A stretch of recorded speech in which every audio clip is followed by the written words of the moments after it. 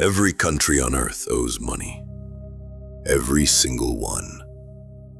United States owes it. Germany owes it. China owes it. Even the nations that lecture others about fiscal discipline carry a balance they will never fully clear. But here is the question that almost no one stops to ask.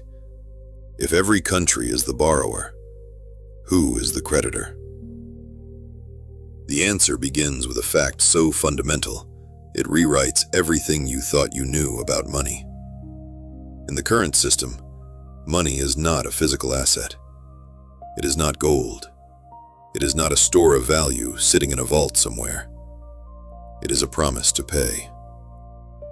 Every unit of currency in circulation, the note in your wallet, the balance on your phone, was born as a debt obligation. Kristalina Georgieva, managing director of the International Monetary Fund, has stood at podiums in Washington and Geneva and described this architecture as the foundation of modern finance. The foundation, not the flaw. The system was not broken into this shape. It was built this way. Now follow the mathematics. Banks create the principal of a loan, the amount you borrow, but they do not create the interest. That interest must come from somewhere else in the system, which means the total debt in the system must always exceed the total money supply. Always. There is no version of this equation where the interest already exists. It has to be hunted down from someone else's principal, someone else's loan, someone else's promise to pay. This is not a theory.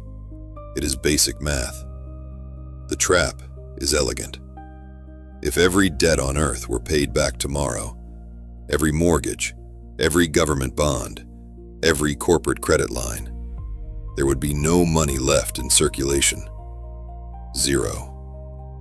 The money itself is simply the other side of the debt ledger. Extinguish the debt, you extinguish the currency. This is why the system cannot be unwound. Not because politicians lack the will, because the mathematics forbids it. This is the architecture of the trap. Before a single dollar of interest has compounded, the system is already in deficit. That gap isn't a rounding error. It's the engine.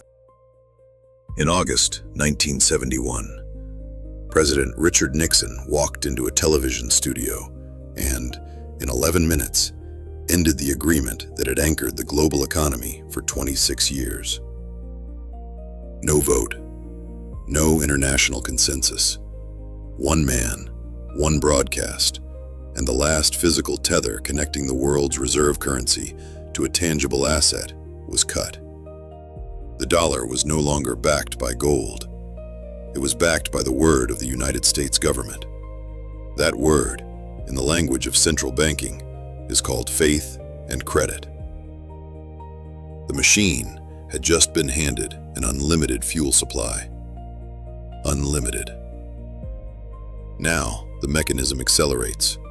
Commercial banks, not central banks, not governments, but the branch on your street, are legally permitted to create money by issuing loans worth multiples of the reserves they actually hold. This is called fractional reserve banking, and it means that when a bank approves your mortgage, it does not reach into a vault and hand you someone else's savings. It types a number into a ledger. That number is new money. It did not exist before the approval.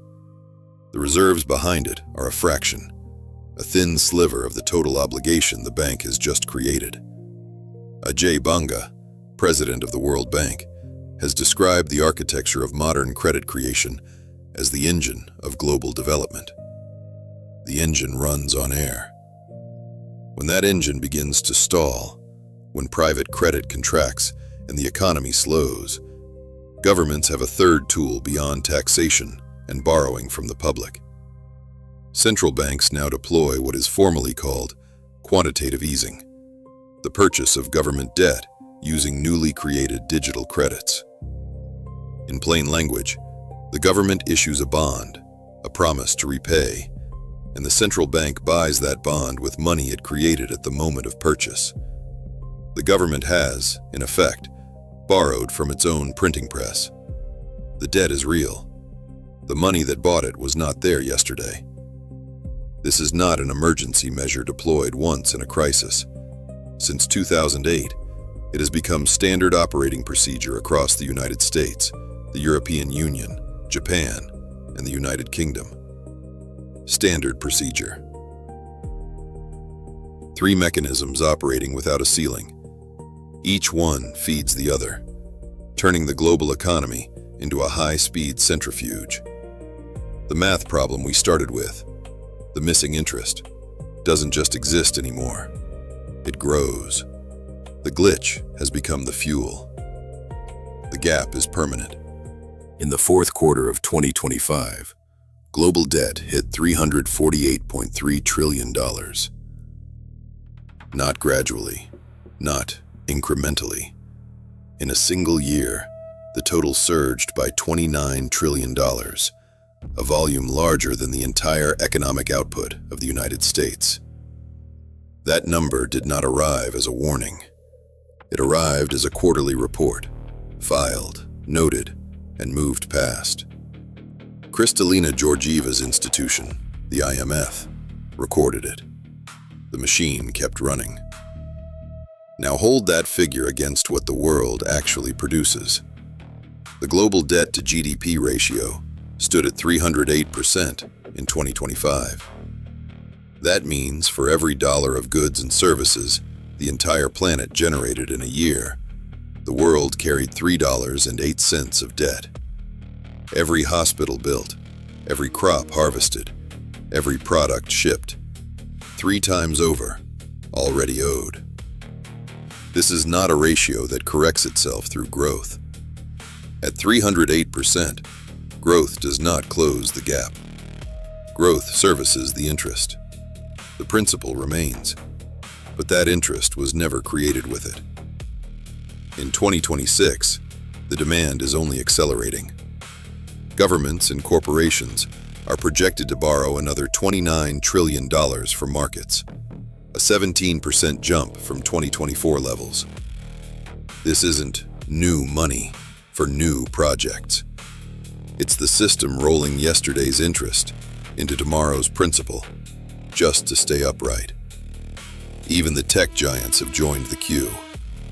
The chairs are moving faster, but there are fewer of them left. New players.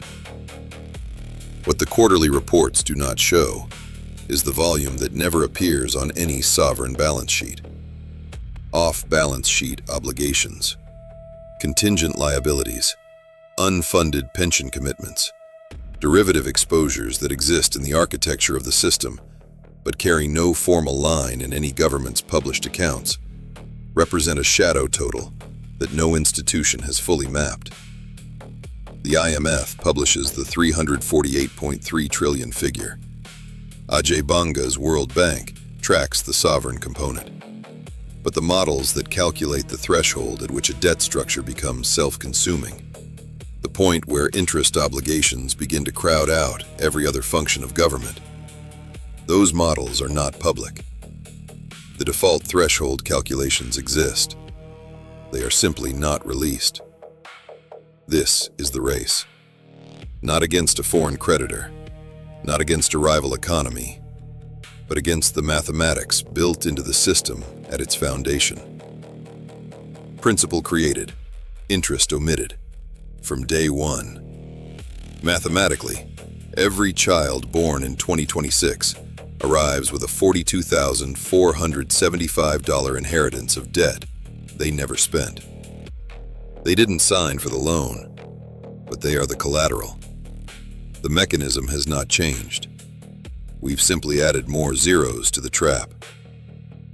Subscribe to Leviathan Files, because the numbers in the next report will be larger, and someone should be counting.